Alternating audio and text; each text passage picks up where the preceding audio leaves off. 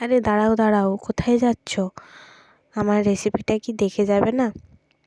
তেমন কিছু না, ওই ছোলার ডাল ভিজিয়ে রেখেছিলাম, ওটাই সকালে উঠে বেটে ওটাতে নুন, হলুদ, লঙ্কার গুঁড়ো মিশিয়ে তেলে ভালো করে বড়ির মতো ভেজেছিলাম। আর আলু বেগুন দিয়ে ওটাকে ঝাল বলতে পারো বা ঝোল করেছিলাম।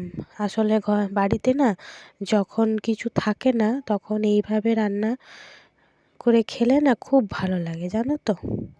আর খুব টেস্টিও হয়। আসলে আজকে সেরকম কিছু সবজি ছিল না বলে এইভাবে করলাম। তোমরাও বাড়িতে করে খেও, খুব ভালো লাগে। আর একটু তাড়া ছিল বলে তাড়াতাড়ি রেডি হয়ে আমরা এবারে বেরোবো। আমরা আসলে যাব হাসপাতালে, আমার হাজব্যান্ডের ডায়ালিসিস চলে সপ্তাহে 3 দিন, তাই এসেছি। এবারে বাইরে ওয়েট করব, 3 ঘন্টা ওয়েট করি, তারপরে আমাদের শেষ হয়ে যাওয়ার পরে আমরা বেরিয়ে পড়লাম বাড়ি যাওয়ার উদ্দেশ্যে। সেদিনকে রাত হয়ে গেছিলো, কিন্তু কী আর করার, যেতে তো হবেই। Thank you.